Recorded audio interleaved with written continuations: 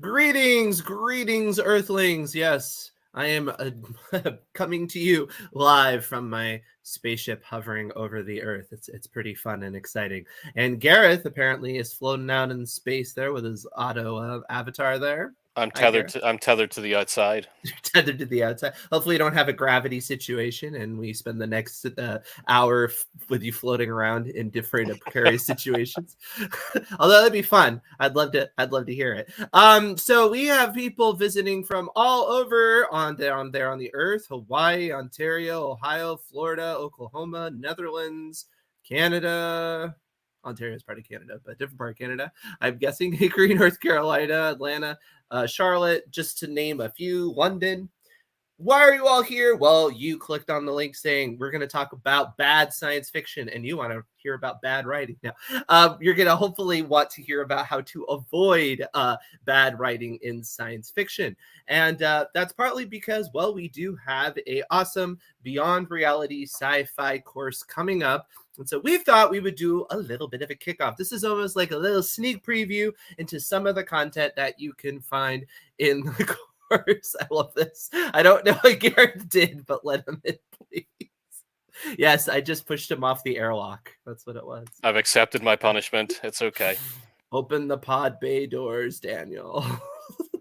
But yeah, so we're going to go over some tips to help you avoid some of the common errors that writers make in science fiction. Science fiction is a bit of a precarious genre. Now, a lot of genres are, but science fiction does have its specific quirks that create a lot of issues, especially for newer writers. One thing to keep in mind, too, is what can happen with people that write science fiction is they write it because that's what they love to read. However, that doesn't mean it's going to come as naturally for them to write as maybe something else. And we'll explain why as we go forward with these tips. The first tip I'm going to bring up is try not to make it a fantasy. Yes, this is a mistake you could do. And that's often a question you even get. What even is science fiction? What distinguishes it from a fantasy? Well, it's not an exact science. Ooh, there we go. Not an exact science. But no, it's not an exact science. But generally speaking, if we're talking about whatever you want to say, pure science fiction, what the audience is looking for are fantastical concepts, imaginative concepts. But those fantastical concepts, unlike fantasy, which don't really have to be explained or can be explained through paranormal, magical means, they're looking for things that are grounded a lot closer to a reality that we can understand. Now, does that mean that you'll never get away with kind of pontificating and going out on a limb and stretching what we understand? Yes, of course you can. And you could probably think of science fiction that does this. The problem is you have to know your audience. And that's going to get us to my second point, which is not knowing your audience is a big problem with science fiction. Somebody says, I love space wizards with laser wands. Well, see, that's where knowing your audience comes into play, right? Because there are some people that would consider a work like Star Wars to be science fiction.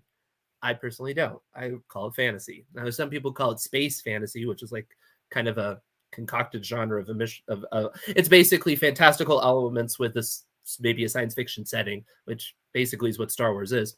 But generally, when I think of science fiction, I'm thinking of something that, like I said, is more grounded in reality. It's more plausible. Fantasy doesn't really care about the plausibility of the elements. It's more of just exploring the imagination, and really anything can go. Now, there can be rules within the world, but really anything can go in the world.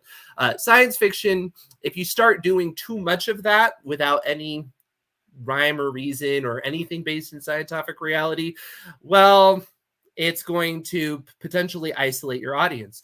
And it even goes further than that. So science fiction is a broad genre with really a lot of subgenres within it. There's what is called hard science fiction. And this is where the audience is not really looking for something that is as imaginative about the science itself. What they're looking for is an imaginative way to apply science that either we already understand or is theoretically being proposed by scientists like very close to reality, right?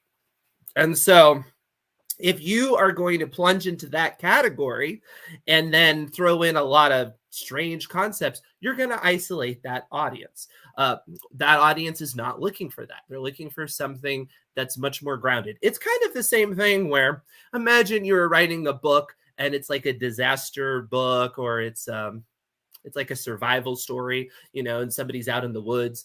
And then in the middle of all this drama, a wizard comes down and fixes the problem. Everybody would be like, wait a minute, that's a cheat. I didn't sign up for this. It's basically the same thing, right?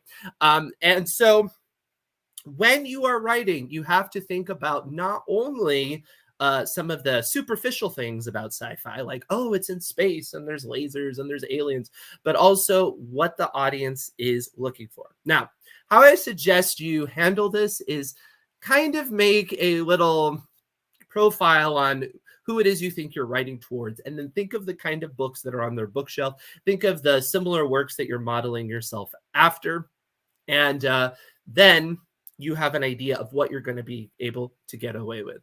Somebody said Interstellar. Yes, Interstellar is a good example. Christopher Nolan is a good example of somebody that really blurs that line between like science fiction and fantasy. Because like Interstellar, it's like really on that line.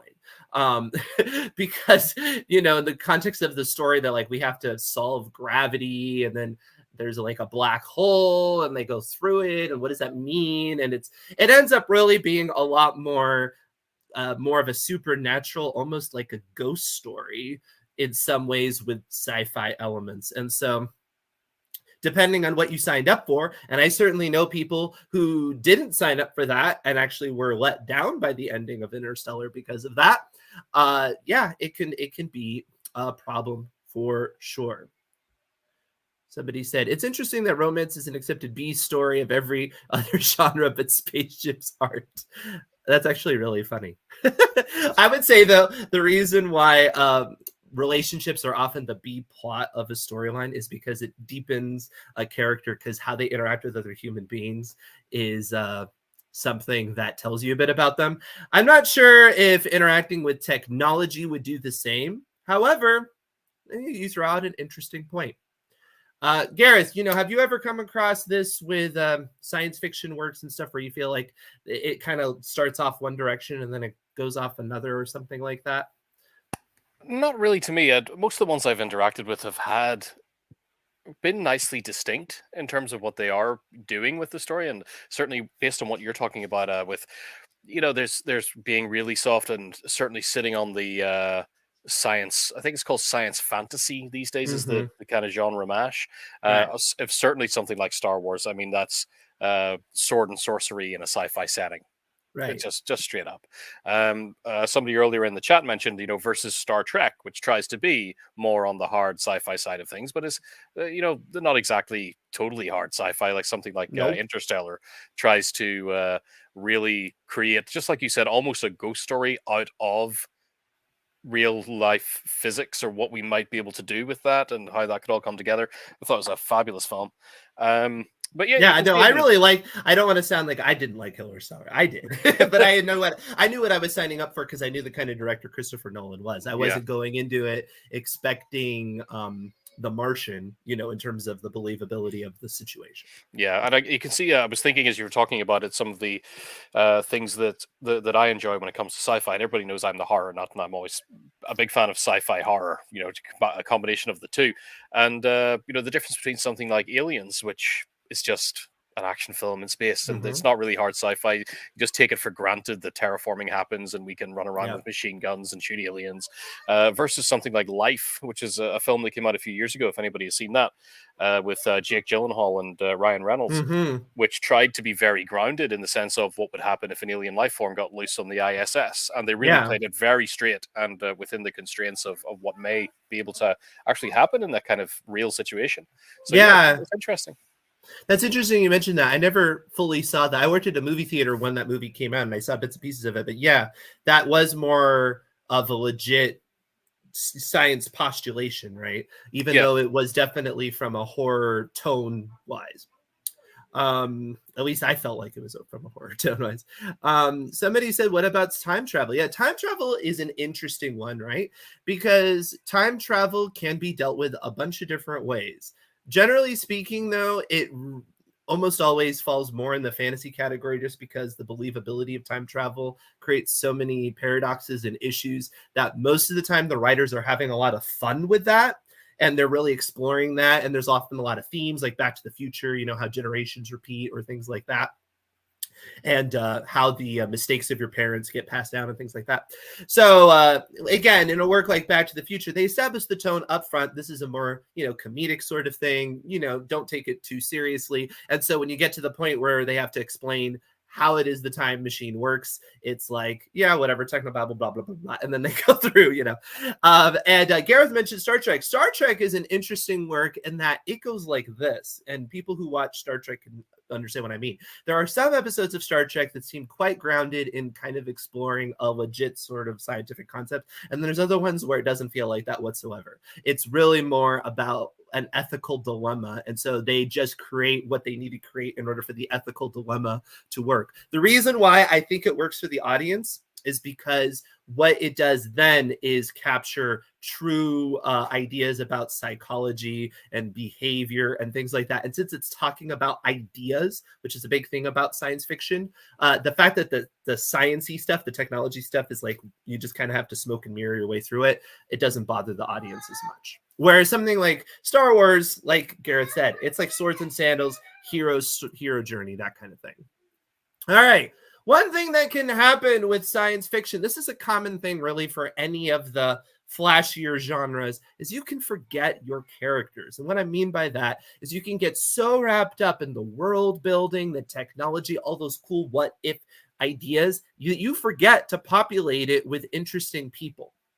And I would say of all the genres, I almost think sci-fi is one of the most guilty of this, in terms of there's a lot of times that I can think of big science fiction works, and it's really more about the ideas and what's going on than it is the specific characters. The characters do kind of drift into the background fairly often. And this is something that I really recommend people to try to avoid, because often audiences are more drawn to characters than they are to a plot, because we're humans. We're affected by other people. We like to hear a narrative story with somebody who's experiencing a growth and an arc, and we want to follow their motivation and things like that. Somebody said I have aliens in the studio. Well, it was actually my 5-year-old, but don't worry, he left the room, so it's okay. he got beamed up. Yes, he does. Yes, he got beamed up by my wife. So anyway, I have a couple little ones running around. But yeah, no. Gareth, do you ever come across this with some of these types of works? Is that I love what's going on, but I wish I cared about the people a little bit more. Yeah, well, I can see it being an easy problem to run into, especially when it comes to sci-fi. When a lot of the really great sci-fi ideas come to you based on the concept. And it's the concept that seems to rule initially, but you don't want the concept to rule everything once it's actually on the page as part of the story. Otherwise, again, the characters fall away. And most of the time, I think when we're following or enthralled in any kind of story, it's because of the characters. Ultimately, stories are about the people, and they need to be. And if they, again, all of your focus shifts away from that because you think you're just too enamored with the idea, the concept that you've come up with for the background, the story's not going to be as good as it could be. Let's just put it that way. Yeah, and I don't want to stereotype too much, but often I think the type of people that really enjoy sci-fi or write it, well, they are the type of people that tend to be interested in things and concepts more than people often. They're interested in technology, so how things work, and mechanical processes, which might mean that they'll be much more excited about writing about how a ship works than writing an interpersonal relationship. And the problem is that, yeah, there's a lot of audience members that are also like that. They geek out about that kind of stuff. But if you don't really give enough to that interpersonal relationship, you are going to isolate yourself. And it's just going to be harder to hook an audience. Another problem with sci-fi are overused ideas. Every genre has its tropes and its cliche, but wow, Sci-fi, there are just so many things where you feel like you've seen it 80 million times. Like, the whole world is in this apocalyptic realm and you're the last person on earth. That's like been done a million times. And the issue with a lot of these is not that therefore you can never do it. It's just you need to think about that. Think about the fact it's been done a lot. And so what is your twist?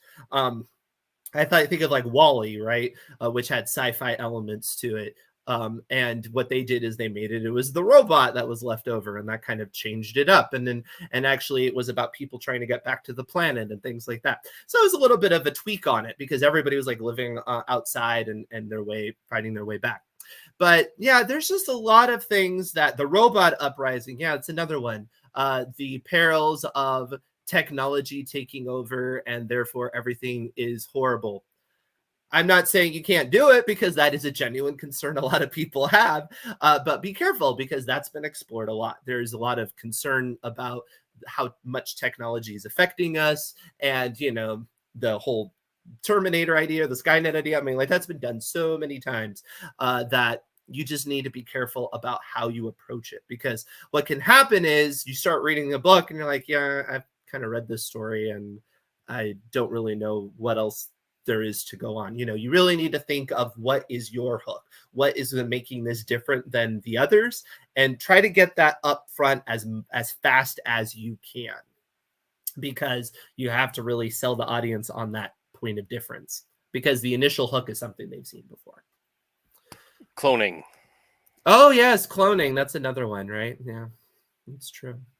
Yeah, I mean, and the problem with that too is that there's a lot of interesting technology or scientific concepts that I think are under developed. Like, for example, I love the idea of chemosynthesis, where you don't need sunlight in order to generate energy, or I think like hydrothermal vents under the water. Those are really cool. I don't see as much going on with stuff like that. So I don't know. You can I mean, look at James Cameron with Avatar, which again, quite fantastical in many ways. But one where he connected a little bit of science was his fascination with underwater animals and the luminescence. And that was something that really made that work distinctive, was that look. And it was awesome. And I love bioluminescence. And I think bioluminescence is rather underutilized as well. So I just have to call out Daniel mentioned here.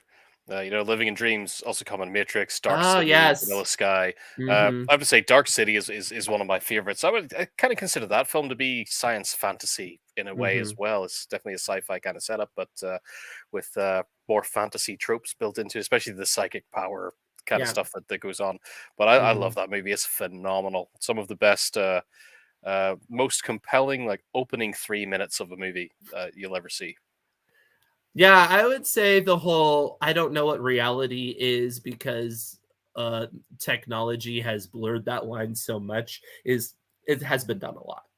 Where it's like you spend the whole movie, it's like, well, I don't know, are they in a simulation? Are they not in a simulation? Are they in a I'm not saying again, don't do it. It just means it's been done a lot. So be careful. Information dumps. Yes. This is a very common problem with fantasy and sci-fi. It's really a common problem with a lot of genre, but I would say fantasy and sci-fi, it's a trickier thing to navigate than many other works, because there's so much more on you, the author, to explain. Because you're not dealing with a world that we know. We're in a world that you invented, right? Even if it's just like an alternate history and there's something going on in the world right now because there's some technological development or something like that, something like Black Mirror, there's still going to be a lot to explain to the audience in terms of, so what are the ramifications of that? How does that make the world work? And how did it get developed? And what kind of government do they have? And what is the banking system? Now, I mean, you can see how this could just be a rabbit hole, and you could go down, down, down, down, down. And again, like I said earlier, not to stereotype, but a lot of people that like to write this sort of write these sort of works or engage in them, I think, tend to be more interested in things or concepts rather than people. And so they'll be like, oh, well, audiences are going to love to know about all this intricate thing about how the world works, because that's how they think. But really what the audience is more interested in is, what's it mean to anybody? right? And this is how you make information dumps work. If they relate to what the character is concerned about, if they relate to the actual problem right at hand, not like it's several degrees, but it's not like you're looking at the last 60 years of history, which led up to this moment, and therefore it matters. I mean, like deliberately, like right there in the moment on that person's mind. If you relay that kind of information, well, yeah, the audience is generally going to like it because they understand why it's even there, what relevance it has. If it starts to seem like a Wikipedia article that is just a really interesting explanation about a world that's not our own, that's going to land more with the audience. Now, I would say science fiction is a genre similar to historical fiction where you can get away with more information than some others because people who read it tend to like information discussions. However, you treat that at your own peril. That does not mean that you have the license to just go crazy. Or if you do, just realize you're going to limit your audience. What do you think, Gareth? Do you think this tends to be an issue? Yeah, especially when things are when you have it so planned out in your mind as well. If you're writing sci-fi and fantasy as well, Mm-hmm. by the same token, it's so intricate and you've built it all. It can be really, really tempting. I talk to a lot of authors about this. It can be really tempting to think that nobody reading is going to get it if you don't give them the information first to set up a kind of understandable background and then let them see the thing in action, which leads every time to an info dump. You'll info dump and then show the thing, and then you'll info dump and then show the thing over and over again. It becomes very, very taxing and irritating. To me, I simply say show the things in context. Just let me be in the world. Let me be part of it. I mean, the difference, kind of to illustrate that in two different approaches would be if you were, let's say, you were writing a Star Trek novel for the first time, and you wanted to introduce the idea of the replicator. You know, like Picard walks up and says Earl Grey hot, and this machine just creates a cup of tea for him. And if you were doing it kind of the wrong way, you would have him approach the replicator and then have a gigantic info dump about when replicators came into the world, how they work, how they're fueled, why this is possible, yada, yada, yada, and then have the tea appear. Right. Whereas if you just show me it happening, well, then I just accept that's part of the world. Perhaps you'll get a bit more into it later on with some more details that I have to ask. But otherwise, I just go, oh, cool. They've got these machines that can produce things, and that's fine. I'm not going to question it. Yeah, no, absolutely. No, that makes perfect sense because it's what is relevant in that moment, right? So in that moment, what's relevant is, well, he just wants a cup of tea. And it just so happens he lives in a world where he can get it that way. The technology itself is not particularly relevant. So you could go into a long explanation as to how it works and all of that. It doesn't matter. How it does matter, though, we will talk about in a later tip because it does matter somewhat. I'm just looking at some of these comments. What are suggestions on filtering the settings or world or science to the character's reaction? This is a really great point. One thing that can be challenging when you are writing in a world that's not our own is, well, to the people there, that is their normal world, right? So imagine, this is always, this is kind of a trope, the fish out of water. Somebody comes from the past and they come to the future and they're just marveled by the technology and they're freaked out by it, but it's all stuff we take for granted, right? So that's kind of how we are as readers reading this new world, but to them, this is just normal. So how do you make that work? Well, and convey any sense of awe or anything to the audience? Well, there's different ways you can do it because to some degree, the fact that it is all just taken for granted does tell you something about the world, right? Essentially, like what Gareth just said, Picard comes up to a machine and he says, Earl Grey tea hot, and it just so happens to generate that entire thing right in front of it, and he just takes it casually and he keeps going. And to some degree, not talking about all of that other stuff tells you how the character is interacting with the world, right? Instead, if you did this long explanation, even if it's in the prose, you might get the idea that, well, the character is really thinking through all this backstory about their technology because it might matter to them or something, when generally that's not how you interact with the world. You don't go to your car and you're like, oh yes, Henry Ford back in the day. And like that's not really in your mind, right? On the other hand, though, I would say, generally speaking, in science fiction, you aren't going to be describing a world in which no change is happening. there's usually some developments going on and things like that. And so then again, you can see how people interact with that development. But just like technology now, you have people today that don't adopt a lot of our technology for various reasons. Sometimes it's skepticism about it, it's distrust of the organizations putting it on. They just can't use it, they didn't grow up with it. A world building thing you can easily do is, if an older person can't interact with something that a younger person can, well, now you've dated when that technology existed, right? It is developed within the time frame of the characters without you having to spell that out to the audience, right? We just get to see that an elderly person needs to have the younger person explain them how it works and stuff like that. What? You don't think about it before? I don't, in fact. I'm sorry. My apologies. Focusing on a character helps funnel in the world. We get people, so it's easier to absorb info when we're attached to one. That's exactly true, right? And again, if it matters to the person, it's going to matter to us. It also probably is going to matter to the story. And even though you spend a whole lot of time making a believable world, it doesn't mean we need all that information. All right, this is where that technology comes in. Inconsistent technology levels. This can be challenging because once you've established what technology can do, it's a bit like magic. There's the quote from Arthur C. Clarke about sophisticated technology being indistinguishable from magic. And in a sense, when we're reading about sophisticated technology well beyond our abilities, it kind of feels like magic. But if you are doing something that's more on the hard sci-fi side or more grounded, what you're going to do is you're going to think this through. You're going to say, well, if they have this type of technology, that would mean this, and this. It could be really difficult, and it could really break you from a story when it seems like all of the technology is really super advanced. And then in this one category, the category that matters to the story, for some reason, they haven't developed from, modern times. And you're just wondering, well, that doesn't make any sense. And isn't that awfully convenient that they can't send a message really fast to that planet, even though they can do this other thing? You know what I mean? And you need to be careful about that, because that can pull somebody out of a story. You need to, you're never going to be able to fully be able to parse out how the technology could affect a society, because that could take you all your life, just one little change, right? But you could certainly do it at the point in which an audience can believe, right? Have you ever dealt with this, Gareth, where you've ever seen something like this? I'm not sure if you have.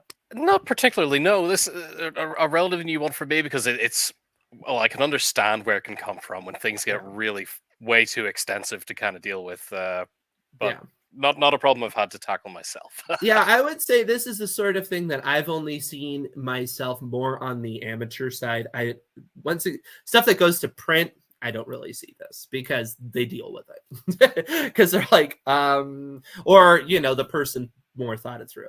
But this is something that I've encountered when editing other people's works, and beta readers will call that out on you sometimes. And that's where I get to the neglecting implications, right? Instead of adding more technology, more things that are different about your world, make sure you have mined the depths of everything that you have set up. This is one thing. Somebody mentioned Black Mirror. Black Mirror does really well, because what they'll do is they'll have an episode, and it's mostly focused on kind of one technology, and they really talk about, okay, what would that mean? And they tackle it from a bunch of different ways, and it's really interesting. And you can do that as well with your own work. When you start putting in just this technology and this technology and this technology and this, and you just pile it on top of each other, well, you can create a situation where, let's say you have some sort of disastrous situation that the character needs to get out. The audience is going to be like, well, wait a minute, you've already established you have this tool and this tool and this tool. Why aren't they using that? It's kind of the same thing that fantasy authors can have with magic, right? When they establish some magical thing the character could do, and then they just kind of forget about it later. It's the same thing.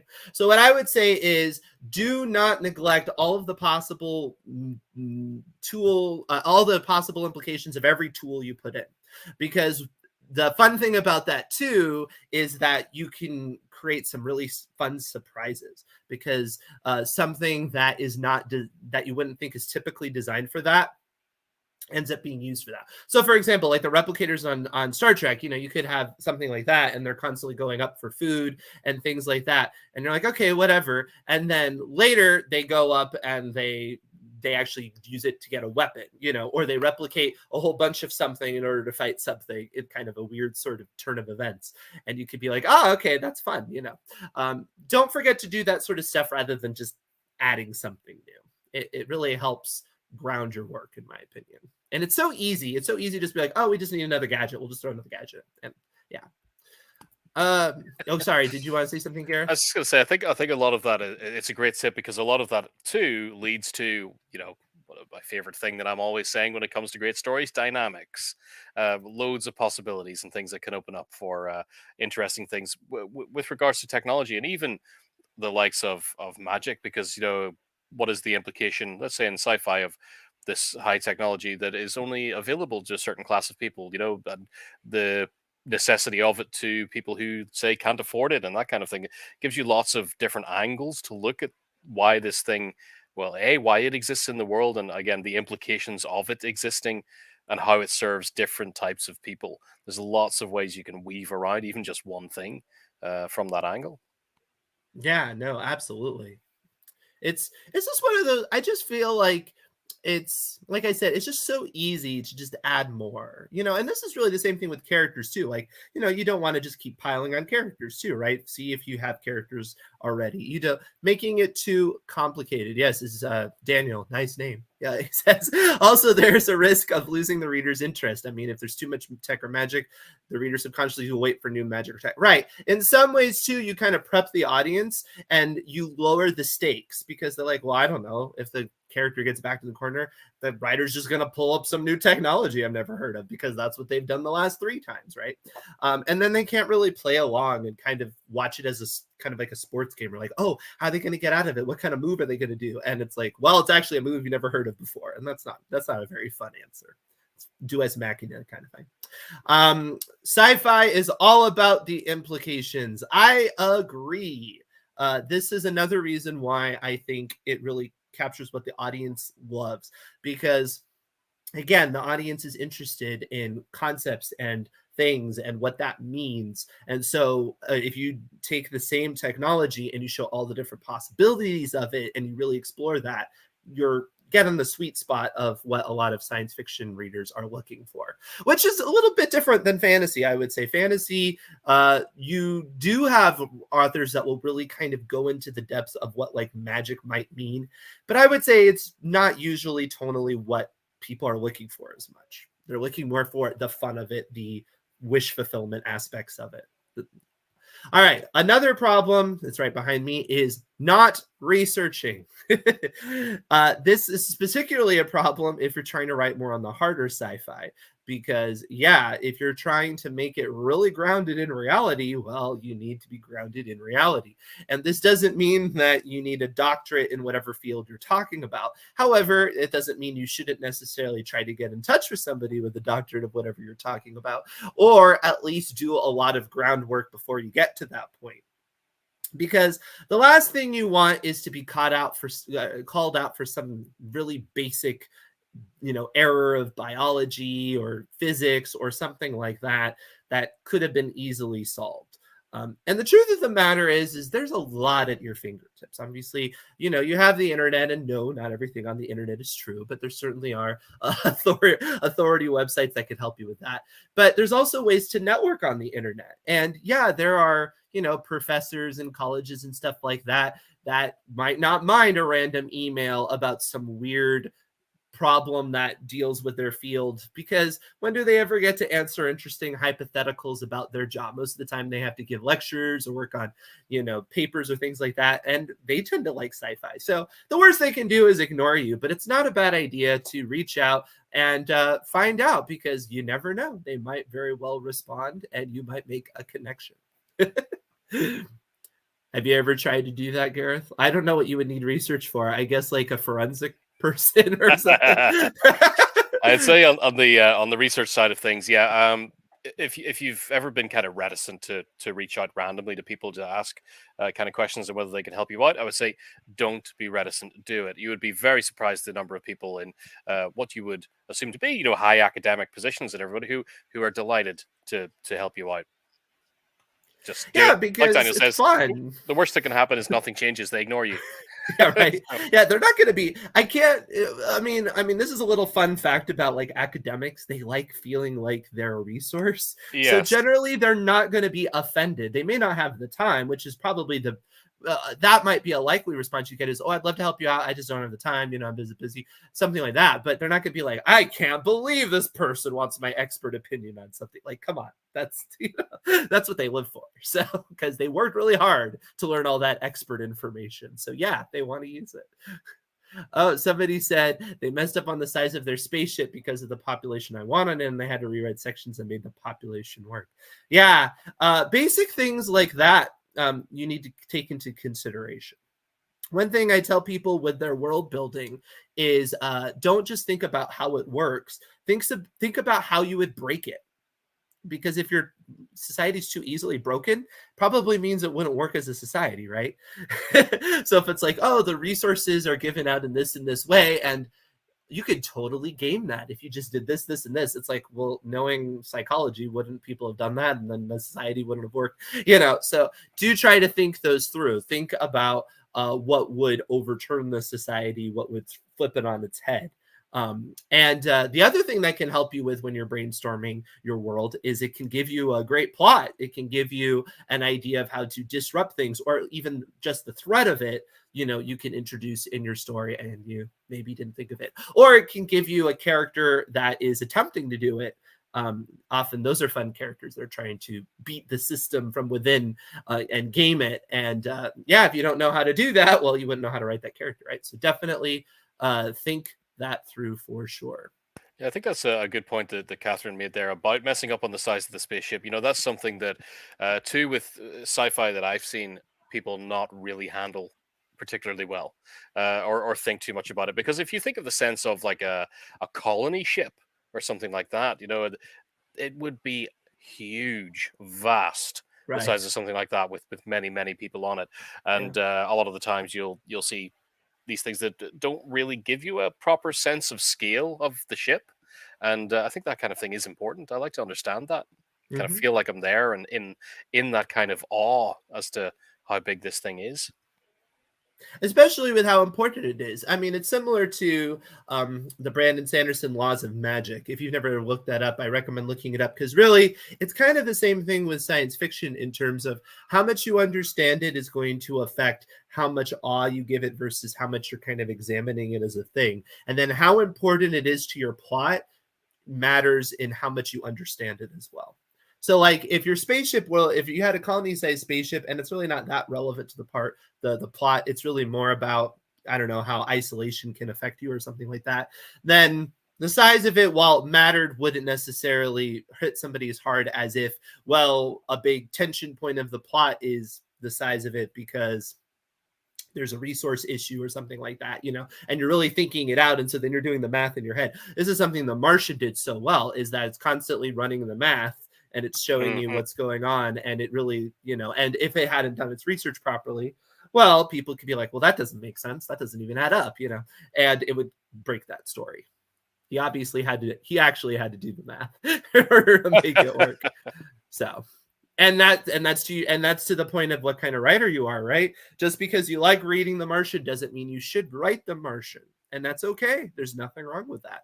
And that doesn't mean you can't write sci-fi. It just might mean you need to write sci-fi that is more about the interpersonal relationships and kind of having fun with the scenario than it is something that has that kind of weight. And as long Yeah, as you going back to knowing your audience. exactly. I had a comment. Oh yes, Daniel says he even researches how often the sword should be sharpened, or that candles in the Middle Ages smelled awful. That's kind of fun. I like that. But yeah, no, those sort of details can be cool because again, it can lead you into something, and it can give you a little bit of credibility. Because if you point out something about science that the audience doesn't necessarily know, And then who knows, they might call you out on it and be like, I don't know. And they'll like look it up and like, oh, wow, that is true. Then it's like, well, you've just built up a lot of reputation with them. And like, okay, this person obviously is a thinker. I'm going to see what they do next, you know? And then on the flip side, if you have a major mistake, then they're going to be like, you know? So Ron Williams says, don't get a physicist like me started. You may be there a while. I know. Ron actually was in my Beyond Reality class before. He's wonderful. But yes. Yeah. I know that firsthand. I'm married to one. Yes. No, he is a highly intelligent person who loves to talk about what he's good at, which I love. I love hearing people talk about. Like, that's one reason I love the science fiction genre or researching for it when I do stuff, is because, yeah, you can go on YouTube and watch a bunch of lectures and you can just sit there all day just absorbing stuff. And if that's the kind of person you are, and yeah, that's why you're probably a science fiction writer. All right, so boring aliens. This is something that can really frustrate me. It's like you have all of the different potentials, all the different ways that evolution could have affected creatures on a different planet, and what you end up with is humanoids with a different color skin. And yes, this can work for shorthand, and it's not the end of the world, but you just have so much potential. Getting to what Gareth was talking about earlier with the film Alien, is I will say, even though it's very much a horror film in its tone, and it's a horror film in terms of the genre, in terms of the structure, one thing that it does really interesting is it creates a life cycle of a different life form. And it's fascinating and horrifying, and it works really well. Do you have something to say about that, Gareth? I agree.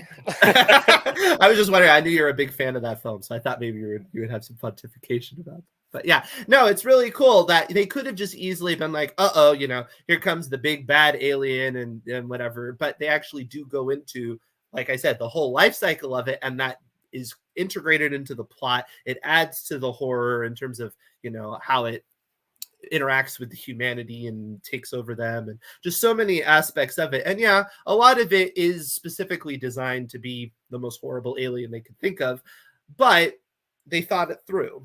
And like I said, it's a lot more interesting than the trope of, oh, they look just like us, but they're, you know, blue skinned, or there's a one physical feature that's slightly different. Their nose is a little bit bigger, or they have two mouths for some reason, or something like that. And yeah, you know, think about it. Think about possibly more implications, more different ways you could go with it, and what that could do for your story. Because if you're really just doing more humans, then it's like, well, why even have aliens in the first place? You know, what value is it? Besides that, you know, you want to show that life grows on other planets. Okay, fair enough. But, you know,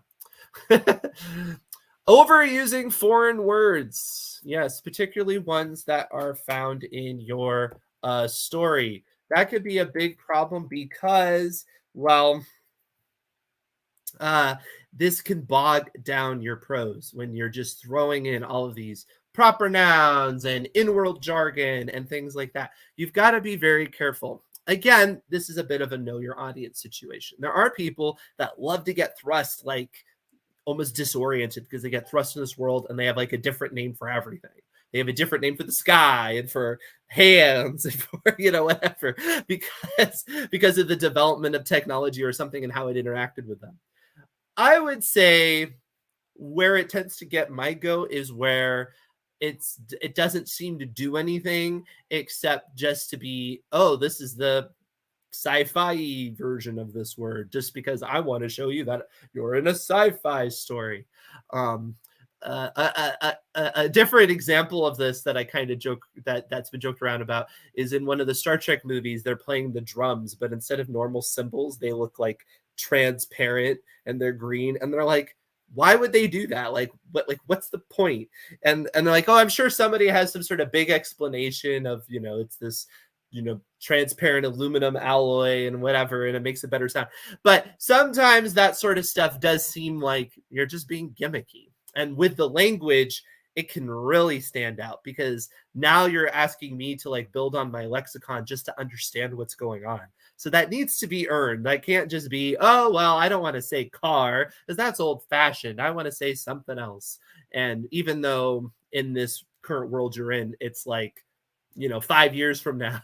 And it's like probably people would still use carve, but the language wouldn't develop that fast. Do you ever come across this, Gareth, where you have authors trying to cram in way too much in-world language?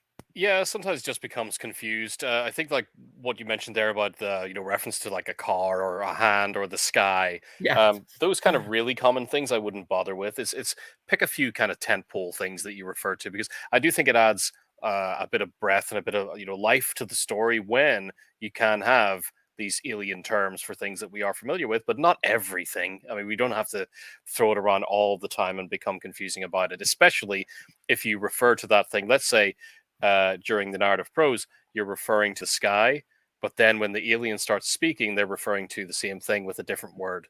Then it starts to clash. I'm wondering which is which here. Can they not just call it the sky?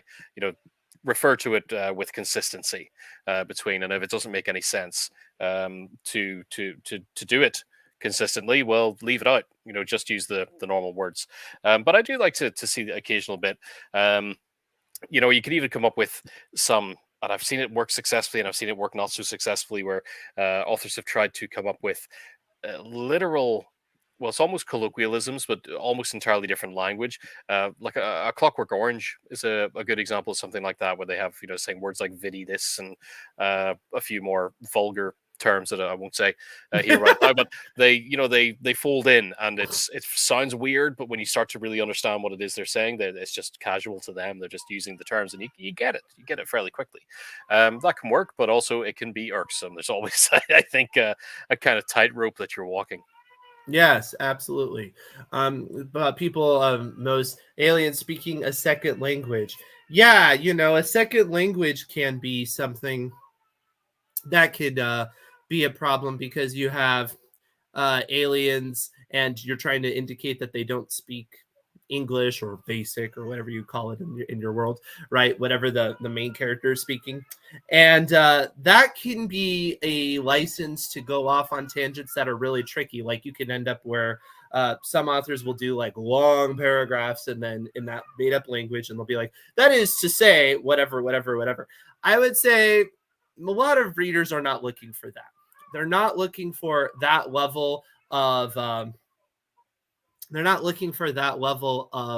language, because it's like you're having to read it twice, and obviously you don't know how to read this other language and it's completely foreign to you. So I would step away from that if you're going to go quite on that level. I mean, there may be some people, especially if your book is about language, and so it's like really nerding out about language and language structure, and that's actually your passion. It's like you're like a Tolkien and you really know how to do that. And part of your work is actually you've like crafted this imaginary language and you think it's really beautiful. You want to share it with the world.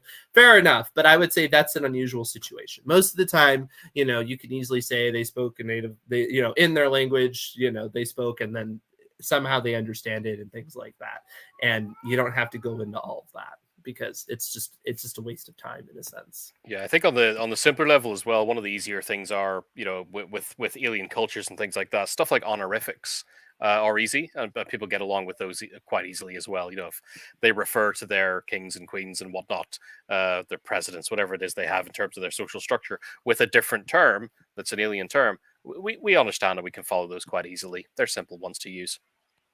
Yeah, that's a good idea. Yeah.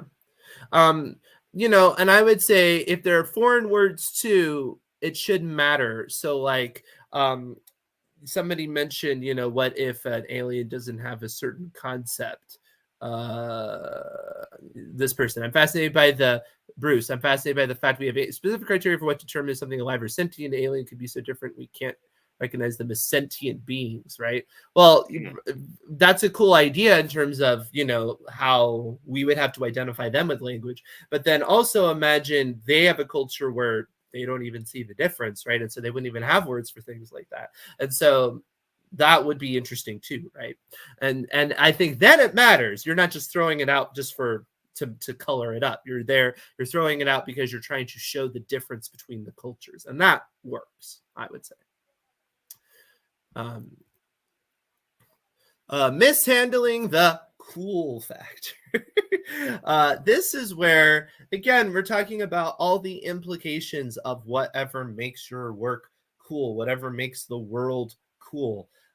you want to handle this carefully. What you don't want to do is set up this really awesome technology and they're like, wow, this is going to be such a fun ride. And then you never really pay it off because you wanted to tell a different story entirely. If you're setting up a technology that has really cool implications, I really hope you use it. It's kind of like the old Chekhov's gun concept in a play, right? If the gun is on the mantelpiece, the audience expects that somebody's going to interact with it and fire it off because why else is it there?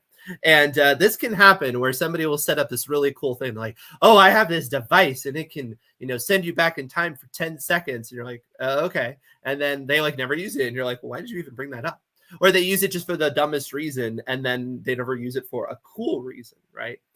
You definitely don't want your audience thinking, oh, it would have been so cool if they would have, and you don't do that because, again, why did you bring it up if you weren't going to do that? So yes, think about, just because you're writing science fiction and you want it to be grounded, don't neglect the cool factor. Don't neglect that there is a fun and an excitement and a wonder to your technology and show that off. Even if the characters are not too excited about it, let's say it's something they do all the time. Well, we don't get to do it all the time. So even if every day they go to work on whatever, some sort of hovercraft and they guide around the trees really quickly, for us, it's really cool. So even if for them it's boring, show it off. Don't be like, well, would it be cool to them because they do it all the time? I know, but it's cool, so show it. don't neglect that. Oh, I think that is my last slide. Have you ever come across this though? This is something that can affect other genres too. Where you just leave things on the it's like leaving free money on the table. Yeah, it sounds just exactly like that. To use that term. No, it's a great tip. I can't pull anything from my mind right away where I've been in that situation and thought, oh man, why didn't they just make better use of this other thing? But it's so true. It almost makes me want to think of creating a spreadsheet, as I love to do with this kind of thing. If I were planning a sci-fi, I'd be like, what is the technology and where, what are the cool possibilities that I could do with this, and keep that as a reference while I'm writing to check and go, have I done something cool with this or not? And is it relevant or worth doing so for each thing? Because there could be opportunity around every corner there just to give a little wow. Exactly. Yeah. When you think of like when the superhero genre does things well, they get this right. They create the concept of, oh, this character could do all these cool superpower things. And then they pay it off in interesting, fun ways. When you think of superhero movies that didn't really land for you, often it's like, oh, well, we never really got to see them really let loose in that way. And I just was waiting the whole time with bated breath. They set up all these cool powers and they kind of did it, but it's like, I just wanted them to really let loose. So definitely don't neglect all of the great stuff that you've set up. Somebody said too, don't confuse language with communication. That is true. Obviously, there are different ways of communicating, nonverbal forms of communication and things like that. The movie Arrival handled that really well in terms of how to communicate with, an alien force and all the different ways that they handled it and just the complexity of that. It is funny because so often science fiction does neglect that because they're like they come to an alien society and immediately either their technology starts translating everything and they just kind of get along and they know each other really well and it's like, wait a minute, just getting a communication established would be a pretty challenging thing in real life, right? So that's something that I don't know has been as explored as it could have been. There is that famous Star Trek episode though where the alien race speaks in like metaphor all the time and they have to figure out their language, and it's a classic for that reason. So now you say that as well, I'm thinking of Mars Attacks when they're running around with the translator machine. Yep. So what if aliens don't even have speech as we know it? That is true. So many different ways of communicating. When you think of what's on this earth and we speculate about how animals communicate with each other, like bees do little dances and stuff, and there's like scents and things like that. It's there, lots of possibilities for sure, lots of ways to explore. And when it comes to research, definitely don't just research what it is you're writing about, just research in general. If you're trying to write in this genre, read things from all over. There's a great website that's called SciURLs, SCIURLs.com, and it's just an aggregate of all the science news going on, and it's a great resource because it's just that one sentence, and that might be enough to just kind of pique your interest. Maybe you don't even need to dive any further just to get that idea, and get the gears turning for sure. All right, so Gareth, we were presenting this little science fiction presentation in order to promote our upcoming course, Beyond Reality. So do you have a link for me? He does. See, it's right here. There. So if you have enjoyed listening to me pontificate about science fiction and you would like to get involved, and I do have some alumni in here who have been in the class before, so shout out to you. Thanks for joining me back in the day. We are doing another round of Beyond Reality. So yes, you can click below and you can get involved. It's a 4-week course where we talk about the ins and outs of science fiction, and it does offer you the opportunity to interact, one-on-one. We do it over Zoom, and so you can pick my brain and ask me questions, and we really get into all different elements of sci-fi. Thanks, Bob.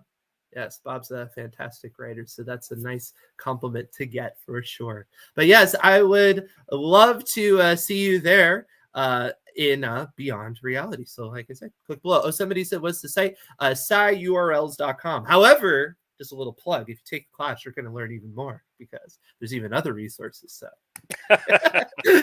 is it similar to the horror course? It is similar in that it is a lot of live lectures, and then there's also recorded content that goes through the chapters. So there's a combination of recorded content and live sessions, and even if you don't make it to the live session, you can always watch the recording of the live session. But yeah, it's very similar in that it's a holistic view of how to write a science fiction story. When does it start? It starts next week, Monday, which is the 18th. Yeah. Yes.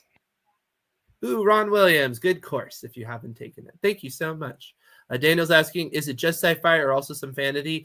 It is basically just sci-fi, although I cover, because sci-fi is a broad genre, it isn't just somebody who's trying to replicate something like The Martian or something like that.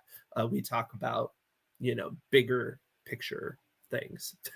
So if you're somebody that's kind of on the edge, you might find it very helpful. But we do have a fantasy class as well, Story Sorcery, which will be coming back around at some point. So if you'd rather do fantasy, just stay tuned for that. Illuminating as always. Why, thank you. Bioluminescent. I know, right? Bioluminescence. It makes me want to put a bunch of paint on myself and get a black light. I just love that. I think it's because I grew up going to Disneyland and they have those rides where they have all the stuff painted and they make it light up with the black light, and then you wear a white shirt and you glow. And I just love that as a kid. I don't know. So it's sentimental. I just love glowing things. So more bioluminescence. That's my final word. I appeal to you, sci-fi writers. You make a bioluminescent book and I will plug it on this show. Just let me know about it. I need a glow in the dark. Sure. Well, who says I don't have one, Donna? I'm just saying. Do you really think somebody like me doesn't own a glow in the dark shirt? I mean, really. I just glow in the dark naturally. That's what it is. All right. Well, I should probably wrap this up before we get it even sillier. And I mishandled the cool factor. Haha, see what I did there? So we're going to be back next week at 1 o'clock. Of course, please, if you are interested, join us for the Beyond Reality course, which is starting up next week. Thank you so much for joining me, Gareth. You're very welcome. And we will see you around the AutoCrit community. And like I said, hopefully in the course. All right. Bye, everybody. Take care, everyone. Bye-bye.